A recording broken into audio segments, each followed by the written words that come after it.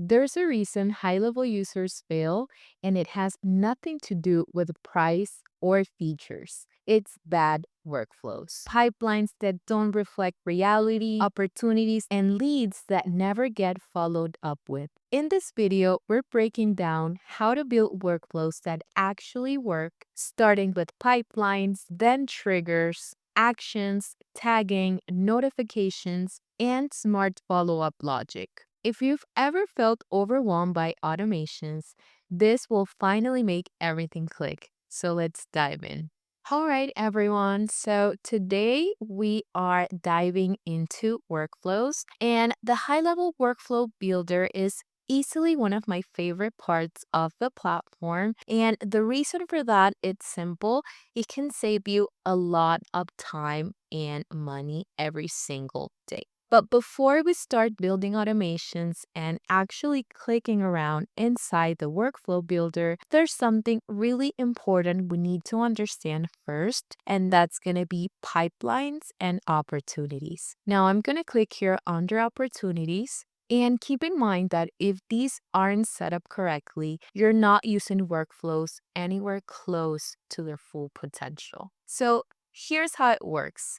You got the opportunities dashboard, and this is where you can define the different stages that a lead moves through.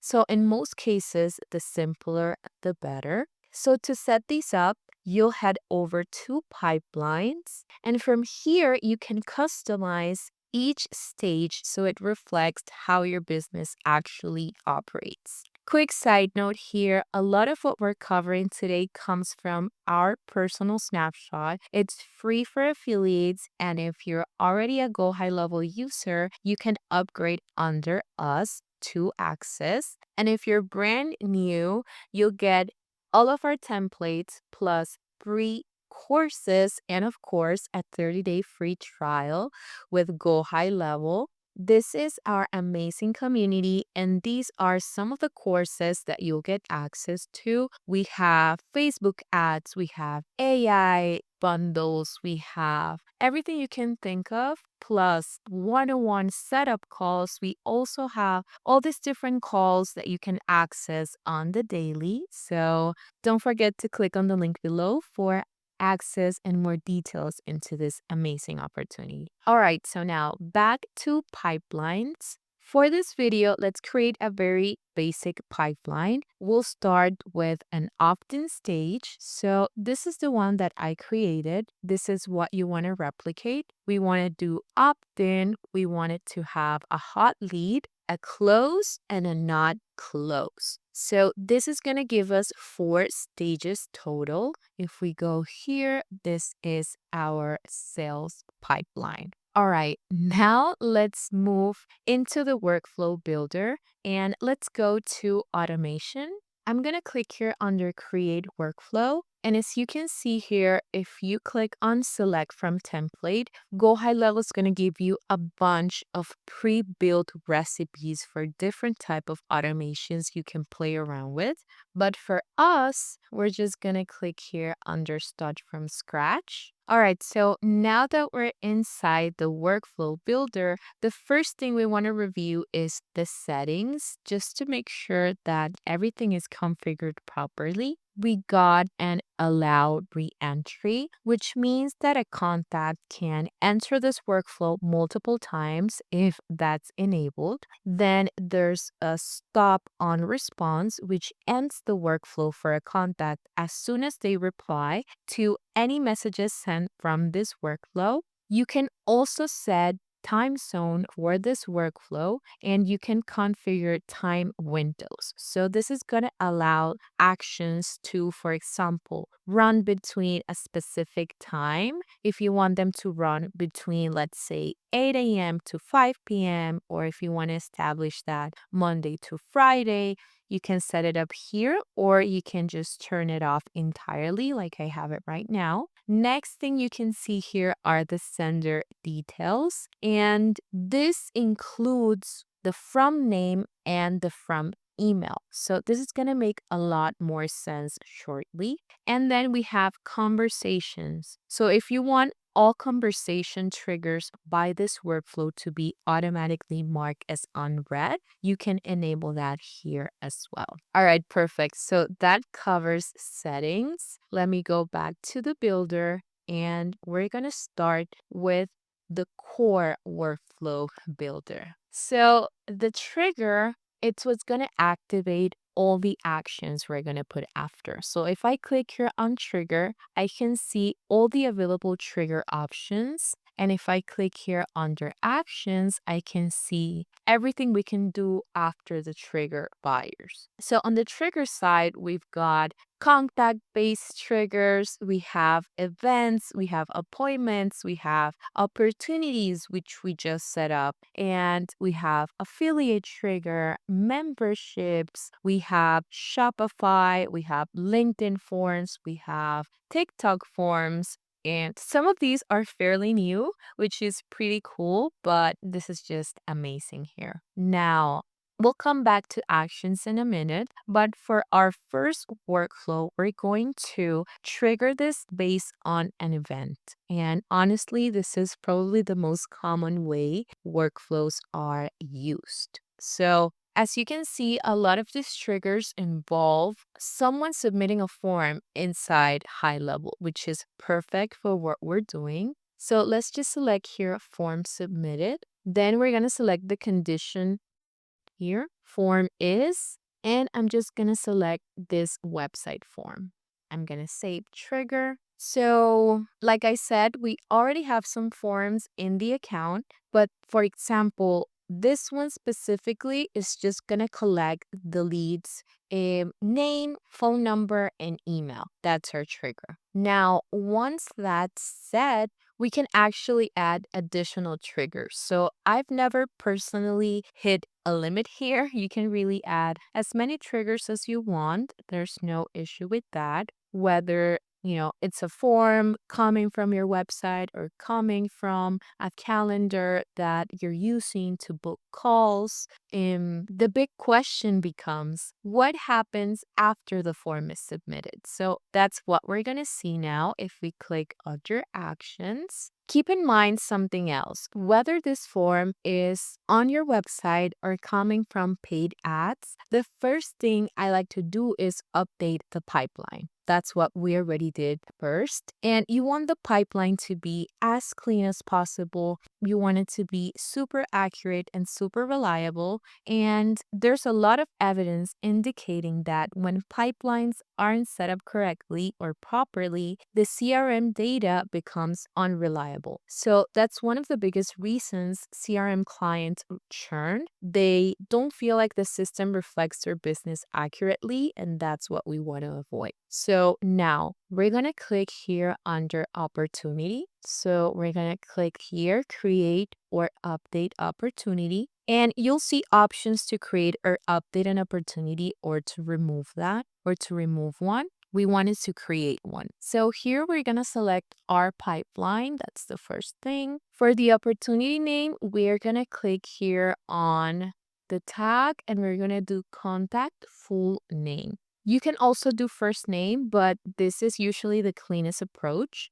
Next is opportunity source, and this is going to tell us where the lead comes from. So in my case, this is coming from the website form, but if you want to add in maybe Facebook, because it's coming from a Facebook ad, or if you want to add TikTok, because maybe this contact is coming from somewhere else, you can always specify that here as well. So if leads are coming from multiple locations, you can use attribution fields here. For example, you can insert the URL from, for example, you can actually insert a specific URL of where that lead is coming from. Then we have here opportunity or lead value. And for us specifically, this is something we always leave blank because the lead is not really worth anything until we're able to meet with them. So we're just going to leave this blank and save action. So for status, we're going to mark it open. So that means that the opportunity hasn't been closed or lost yet. So I'm going to save action.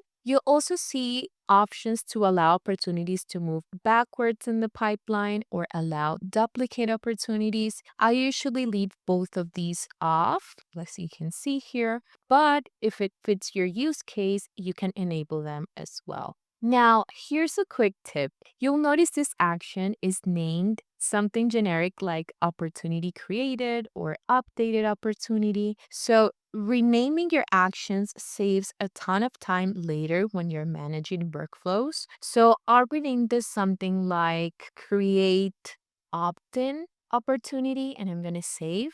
And we should also rename our trigger so it's clear. For example, here we can do website form submitted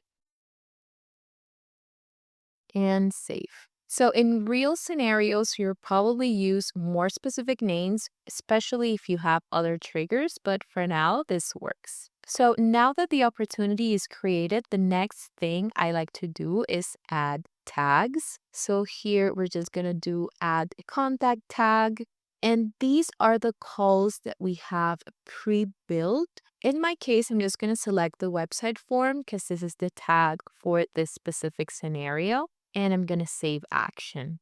Again, you can always add tags later, but it's best to include them up front if you can. So now that we've updated the opportunity and add tags, the next step is notifying the person who's going to follow up with the lead. So for that, we use an internal notification. So in this case, for our agency, imagine the example. This is a lead that's coming through our website and that is interested in either meeting with us or in purchasing one of our services. So we want our team to know, that way they can go hands-on into making it work. So we want our team to be notified about that. So I'm going to select here and send internal notification. The type of notification is going to be email. That works best for us, but you can do SMS, you can do WhatsApp.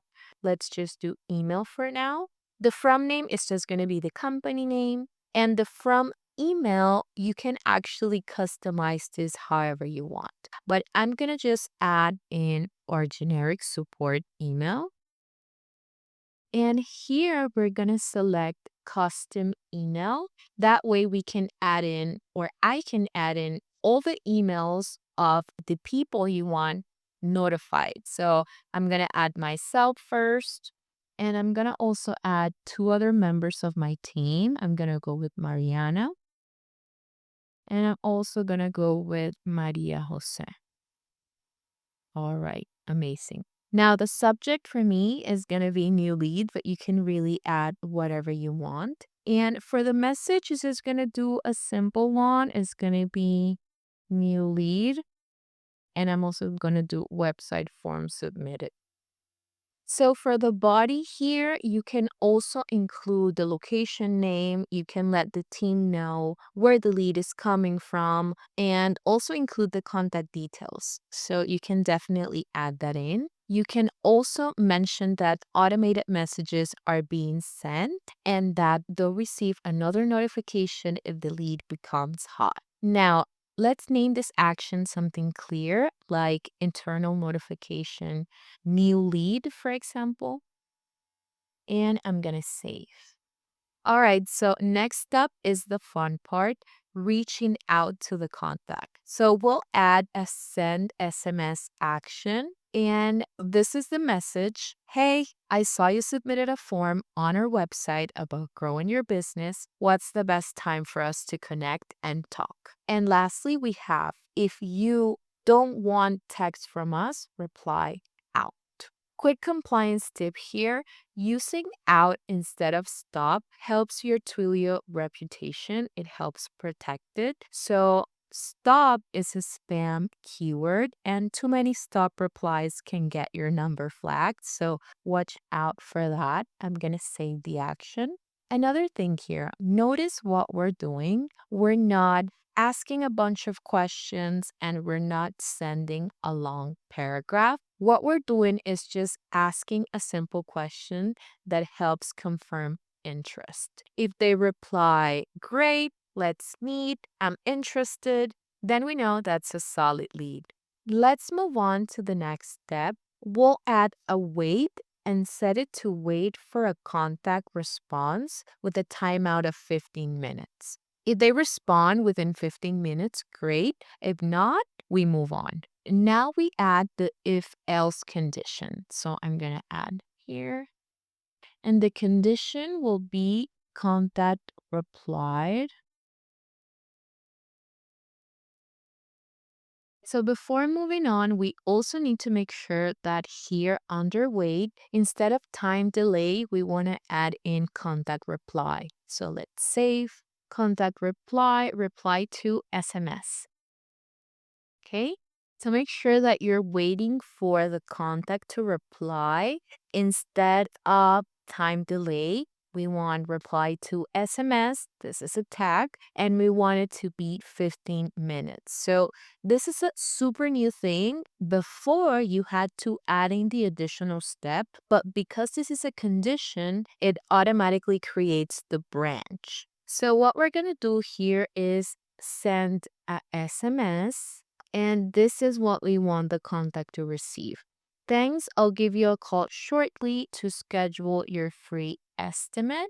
I'm gonna save. And now if they don't reply, we want to send a SMS, but in this case, we just want to tell them, let me know. Save. So this works because it sounds human. It doesn't sound automated or salesy. So at this point, it's often smart to stop. Overcomplicating workflows early on usually leads to rework later. But if you want to make it further, here's what we can do. If the contact replied, we can update the opportunity and move them into the hot lead stage. So we'll add another create opportunity. And here we're going to select the cells. We want it to move to the hot lead stage.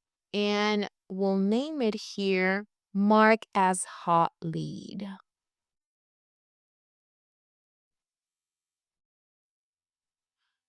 We can also notify the team again, maybe via SMS, letting them know a hot lead wants a call, including the contact's name and phone number. So this is definitely something we can do here as well. If we go to send internal notification, we're going to do SMS. And here we can just type in the message, hot lead, lead responded. And we can also add in the contact's name here. Perfect. Here, user, we're going to do assign user, and we're going to be able to select the users or the team members that you want notified. You could even trigger a call using the call whisper feature, which automatically calls the assigned user and then bridges the call to the lead. If the contact still doesn't reply, we can add additional wait steps, maybe an hour later, and check again. If they respond later, we can route them back into the same flow. If not, we can start longer term follow up emails, additional texts, weekly or monthly check ins. And that will be more of nurture sequence, which we already have. Maybe you can also just add a tag here to the contact with something like no show or no good feed, or maybe you can trigger a follow up here and have that tag trigger a different workflow. So you can play around here a lot. Just keep in mind, speed to lead is what matters most. Long-term follow-up helps, but immediate response wins deals. Eventually, leads that don't convert, like I said, can be moved into a did not close stage and follow up with layers through broadcasts or holidays. For example, if you're doing holiday campaigns or email campaigns, you can also include those contacts. All right, so I know this is a lot. This stuff blew my mind when I first learned it, and honestly, we've barely scratched the surface. So take some time to explore the other triggers. You're going to see here things like birthday reminders, membership payments, Shopify, and even communities. And On the action side, like we saw, we also have messaging across SMS, email, Messenger, Instagram DMs, WhatsApp, conversation AI. You can integrate AI to this as well. You can also use payments to trigger workflows and more. So, this is definitely super, super powerful stuff. Thank you so, so much for watching. I've also got a full 1 hour breakdown covering all of HighLevel features, and I'll link that here. And if you like to upgrade and get started with HighLevel, I'd really appreciate it. All the bonuses we have, it's literally over $8,000 of value and bonuses. So thanks again for tuning in, and I'll see you on the next one.